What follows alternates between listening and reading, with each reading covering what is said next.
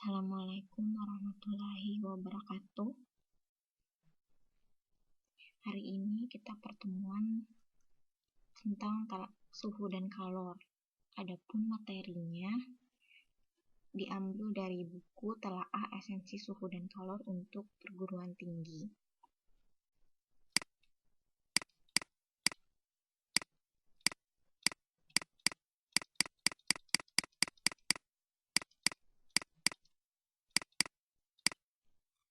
Ya, bab pertama tentang suhu dan pemuaian.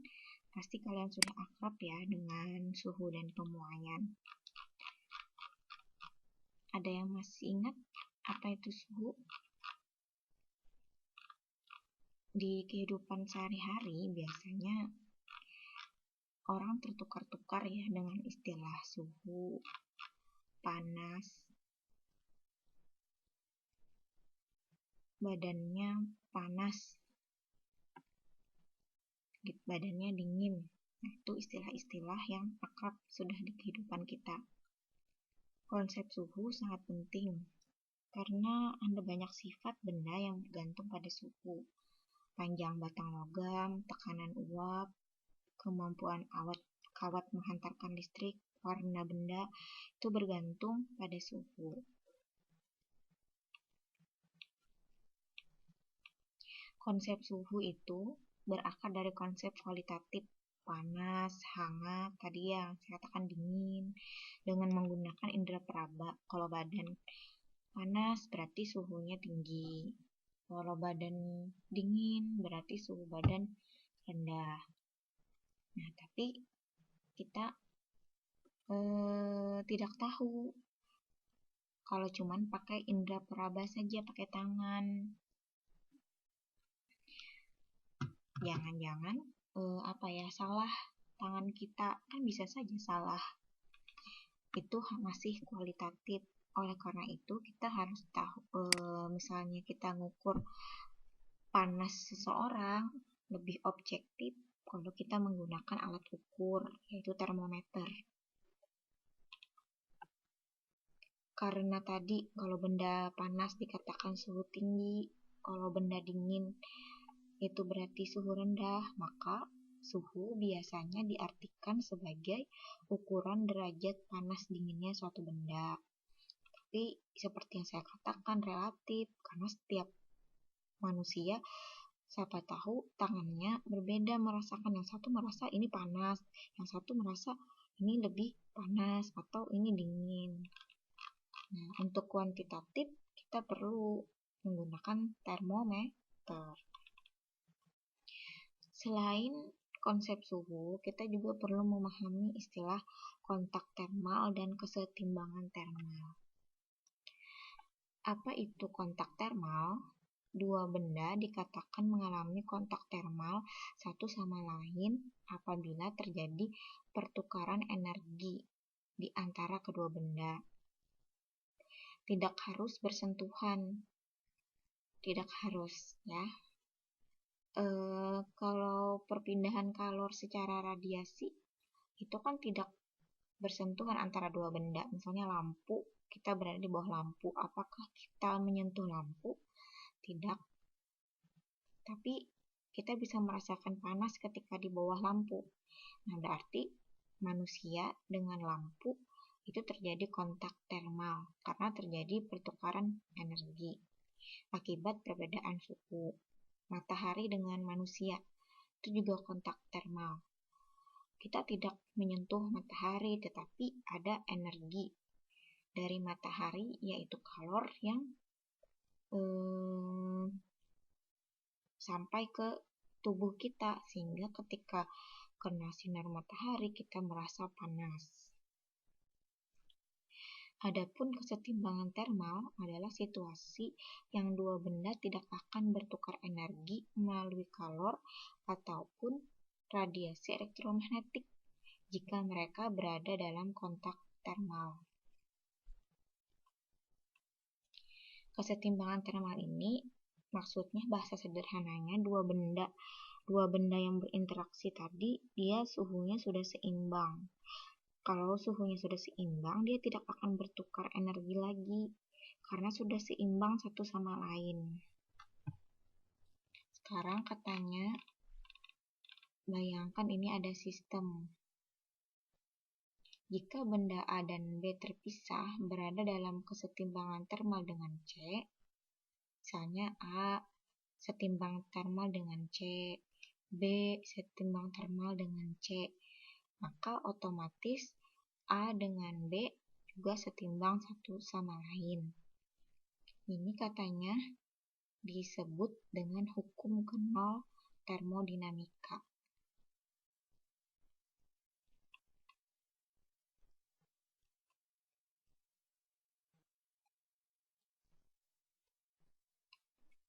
Jadi kalau A setimbang termal dengan C, B setimbang termal dengan C, maka pasti A dengan B juga setimbang. Ini disebut hukum nol termodinamika. Berdasarkan hukum nol ini, kita bisa mendefinisikan suhu. Dua benda katanya akan berada dalam kesetimbangan termal satu sama lain jika memiliki suhu yang sama. Begitu pula sebaliknya. Dua benda atau sistem berada dalam kesetimbangan termal jika dan hanya jika memiliki suhu yang sama.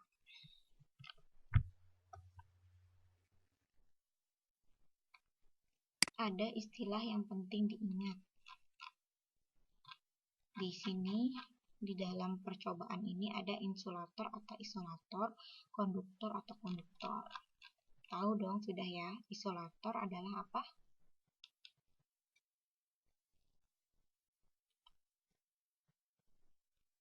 Bahan yang menyebabkan tidak terjadi interaksi antara dua sistem. Fungsi isolator ini mencegah terjadinya keseimbangan termal. Dia mencegah terjadinya perpindahan kalor.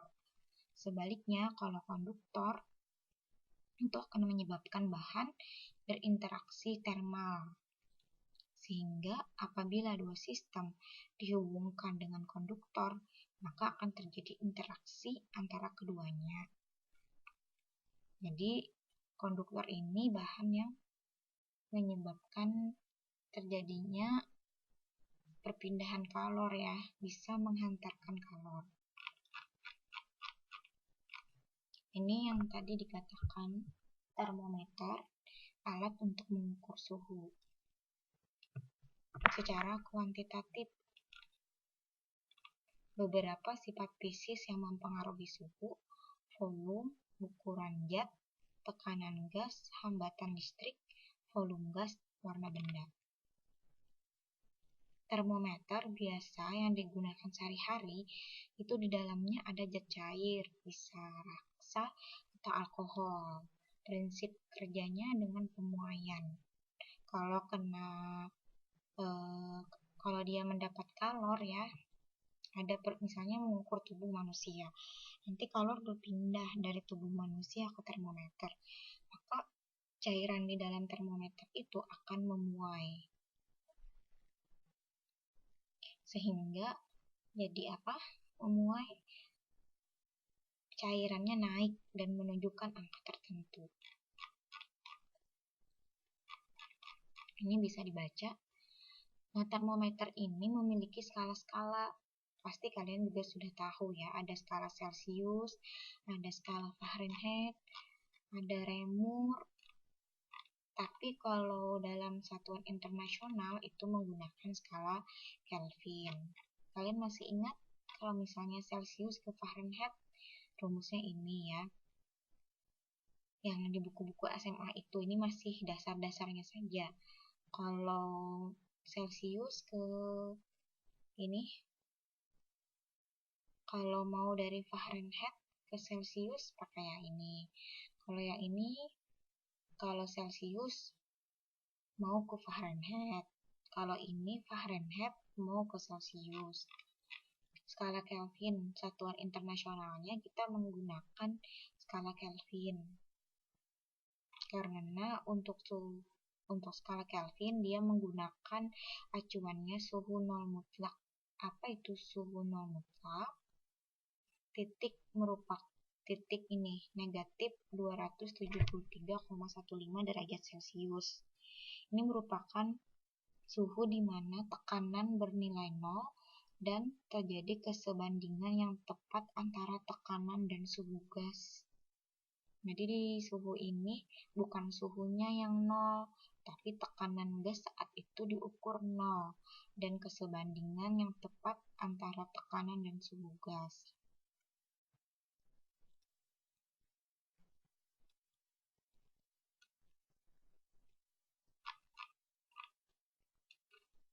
Nah, ini ada pertanyaan menarik. Saat suhu 0 mutlak 0 Kelvin. Kalau ini kan dalam derajat Celcius ya.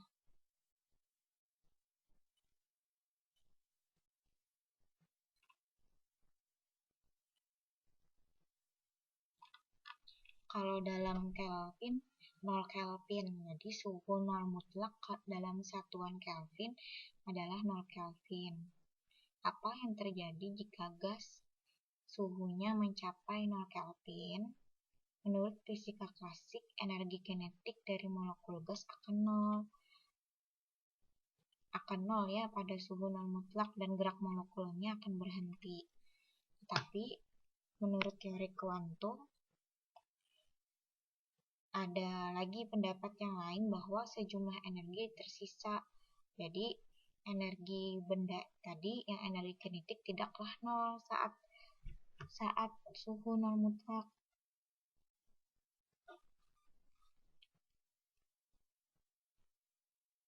Energi titik 0 akan tetap ada pada suhu yang sangat rendah ini.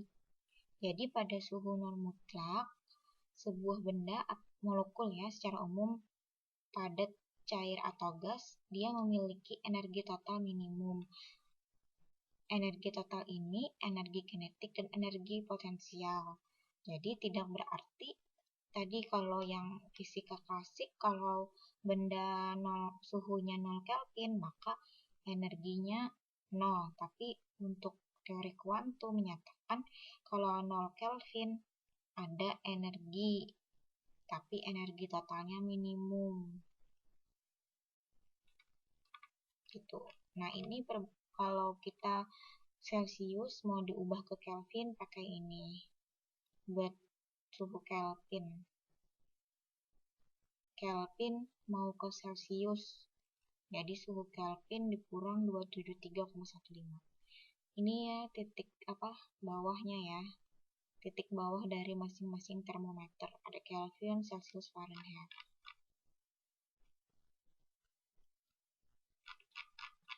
Nah, sekarang kita lihat yang miskonsepsinya yang sering terjadi. Ada 3 buah es krim, dia lama tersimpan di freezer selama 3 hari. Ukuran es krim tersebut berbeda-beda. Jika es krim 1, yang ini yang besar ini, negatif 10 derajat Celcius, berapa suhu es krim yang kedua dan ketiga? Kalau yang kedua ini ukurannya setengah dari yang pertama, kemudian yang ketiga ini ukurannya 1/4 dari es krim 1. Apa kira-kira? Dia sudah berada di freezer selama 3 hari. Jawabannya adalah ketiganya akan memiliki suhu yang sama, yaitu negatif 10 derajat Celcius. Kenapa? Karena dia sudah mengalami kesetimbangan termal selama 3 hari, dan suhu itu tidak bergantung pada ukuran es. Jadi, baik yang besar, setengahnya atau 1/4-nya akan memiliki suhu yang sama. Kemudian yang berikutnya ini gampang saja. Kalau suhu 60 derajat Fahrenheit, ubah ke Celcius dan Kelvin, tinggal gunakan rumusnya ya. Tadi Fahrenheit mau ke Celcius, gunakan rumus yang ini, nanti dapat ini. Kemudian dari Fahrenheit ke Kelvin. Dari Fahrenheit ke Kelvin, maka langkahnya kita ubah dulu dari Celcius ya. Sudah tadi kan Celsius, dari Celsius kemudian ubah lagi ke Kelvin, tinggal ditambah 273,15. Sekarang yang lebih rumit sedikit, pada sebuah termometer Y, titik beku air adalah 40 derajat Celcius. Ini adalah titik bawah, titik beku air yang ini adalah titik bawah atau skala paling bawah dari termometer Y. Dan titik didih air adalah 190 derajat Y. Ini adalah titik atas. Apabila suhu teh hangat diukur dengan termometer Celcius, maka suhunya 46. Jadi, ini ada dua termometer, ada termometer Y, ada termometer Celcius. Berapa suhu ini jika diukur dengan termometer Y? Nah, jadi berapa nih suhu teh hangat kalau diukurnya dengan termometer Y? Kalau Celcius dia 46 derajat. Apa ya? Kira-kira apa? Jadi kita buat TBY, berarti ini titik beku termometer Y 40. Titik apa nih atas ya, B ini bawah, bukan beku, maaf, titik bawah dari Y 40, titik atas dari termometer Y 190. Suhu yang ditunjukkan termometer Celcius untuk mengukur teh hangat adalah 46. Kita gunakan rumus umum ini ya. Ini rumusnya. TA dan TB masing-masing titik didih air dan titik beku air. Titik didih itu titik atas termometer, titik beku itu titik bawah. Adapun X dan Y menandakan termometer dengan skala suhu X dan skala suhu Y. Nah, pada soal ini skala suhu X di bagian sini adalah suhu Celcius. Sedangkan yang Y ini adalah termometer yang tidak kita ketahui. Jadi tinggal kita masukkan TAX titik atas dari apa tadi termometer Celcius adalah 100. Kalian bisa baca yang sebelumnya ya, bahwa untuk termometer termometer Celcius titik atasnya 100. Kemudian TX ini suhu yang ditunjukkan oleh termometer Celcius. Tadi suhunya berapa untuk teh hangat? 46, berarti tulis 46. TAX tulis lagi 100. TBX untuk termometer Celcius titik bawahnya berapa? 0 kan? Jadi 0. Lalu yang ini kita beralih ke termometer Y, termometer yang tidak kita ketahui. TAY itu titik atasnya tadi 190, yang ini. Masukkan, TBY titik bawahnya 40. Tinggal ini dihitung. 100 kurang ini dikurangkan, terus kali-kali silang. Nanti dapatnya ini 109 derajat Celcius. Jadi kalau diukur oleh termometer Celcius 46 derajat Celcius, ternyata kalau diukur termometer Y itu adalah 109 derajat Y.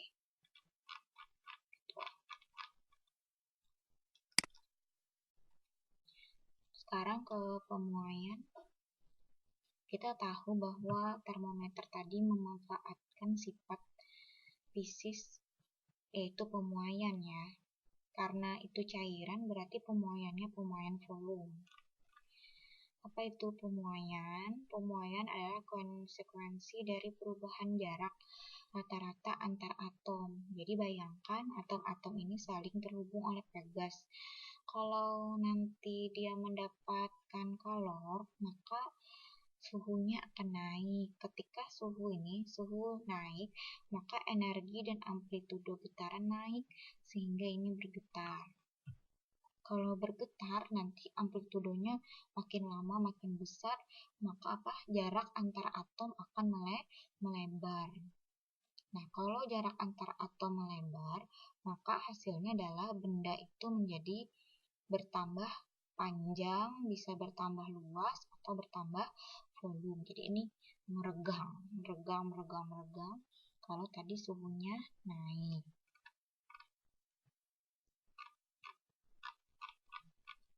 Ya. Kemudian pemuaian itu ada beberapa. Yang pertama pemuaian panjang atau ekspansi termal. Rumusnya ini, delta L sama dengan alpha L0 delta T. Delta L ini adalah perubahan panjang atau pertambahan panjang. Alpha adalah koefisien ekspansi linier atau koefisien muai panjang. L0 adalah panjang awal benda. Sedangkan delta T adalah perubahan suhu. Kemudian kalau ini delta L ini perubahan panjang atau pertambahan panjang. Tetapi kalau L adalah apa L? L adalah tebal batang atau panjang akhir. Bisa juga di sini diameter lubang. Jadi L itu adalah panjang akhir. Setelah dia memuai, berapa panjang akhir benda? Pakai rumus yang ini. Sudah dulu di SMA ya. Nah, ini koefisien muai panjang untuk beberapa bahan pada suhu kamar. Kemudian ini kalau dia berupa volume, misalnya kalau zat cair, gas, itu ekspansinya volume.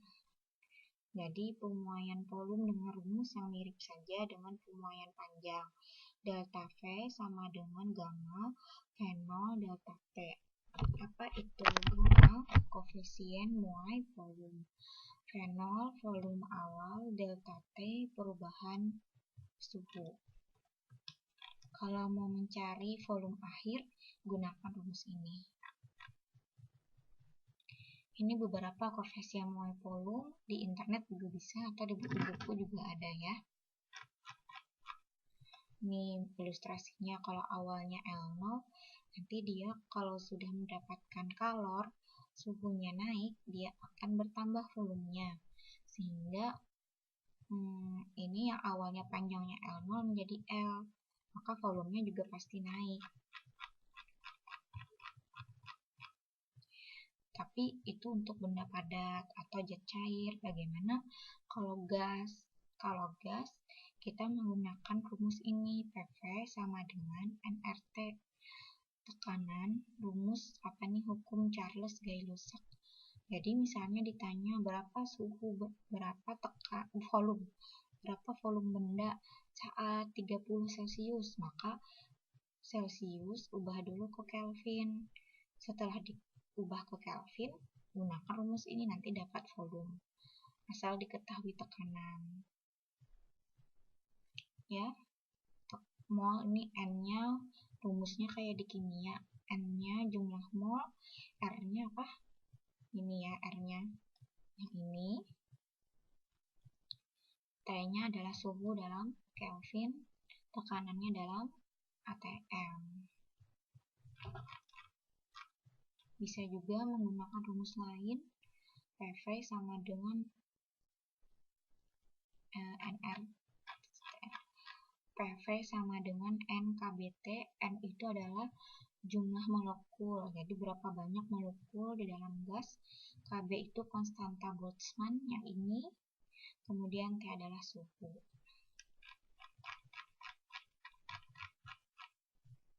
Sekarang kita lihat tentang soal miskonsepsi. Ini ada benda dari logam. Di tengahnya ada lubang. Apabila dipanaskan, kira-kira lubang ini mengecil kah, membesar kah, atau tetap? Apa jawabannya? Lubangnya membesar ya. Jadi lubangnya membesar. Kenapa? Karena semua dimensi linier benda akan berubah pada arah yang sama. Kita lihat dulu bagian luar. Kira-kira kalau bagian luar yang kotak ini memuai, maka dia memuainya ke arah mana? keluar ya, jadi membesar keluar. Berarti yang lubang ini juga membesar keluar ke sana, ke sana, ke sana. Bukan mengecil lubangnya.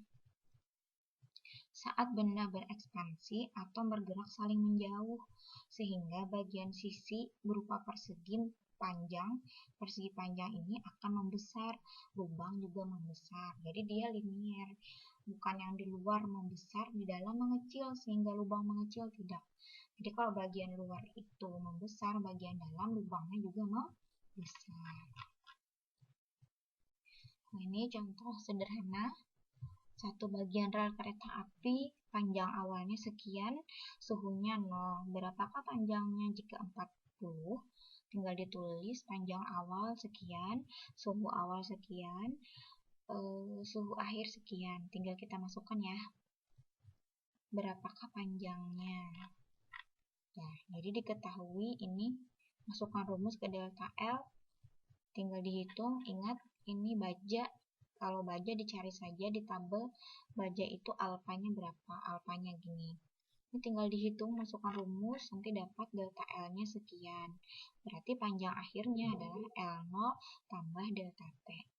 Jadi L0-nya ini tadi tambah delta L. Atau kalian bisa juga menggunakan rumus ini.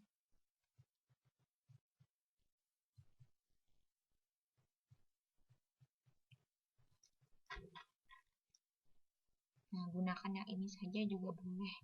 Jadi langsung rumus ini biar ketahuan panjang akhir. Jadi ada banyak cara.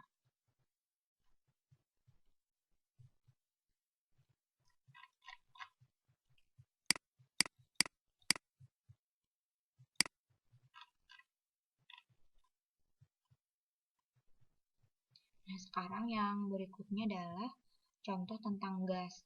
Ada dua tabung identik bersuhu sama, masing-masing berisi gas yang sama dan jumlah mol gas juga sama, namun volume berbeda. Jika volume tabung A 4 kali lebih besar dari volume B, berapakah tekanan gas?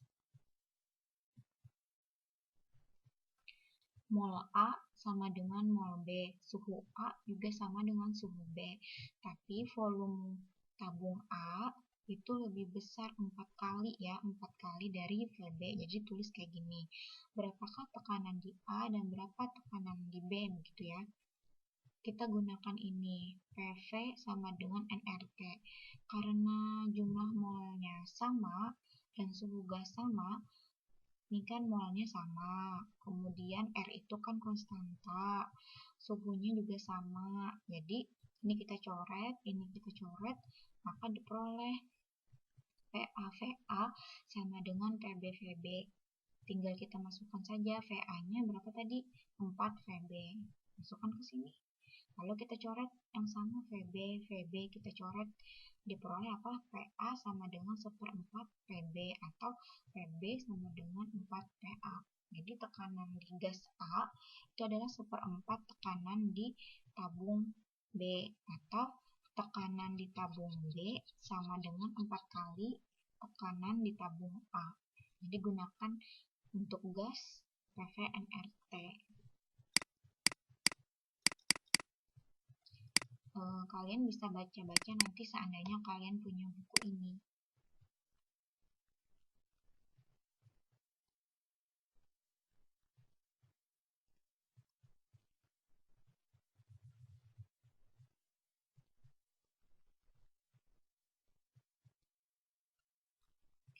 Di sini ada macam-macam. Ada informasi tentang ketupat, tadi tidak saya jelaskan detail.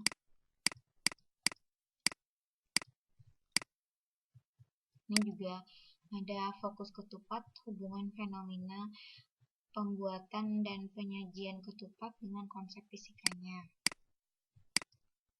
Nah, itu dulu ya tentang suhu dan kalor. Jadi suhu itu adalah derajat panas dinginnya benda. Skala suhu itu ada macam-macam. Ini konversi dari suhu ya. Konversi dari suhu. Kemudian ini rumus untuk pemuaian, bisa panjang, bisa luas. bisa volume. Untuk gas, pemuaian volumenya adalah PV nRT. Ini saja dulu untuk bagian yang pertama tentang suhu dan pemuaian. Terima kasih.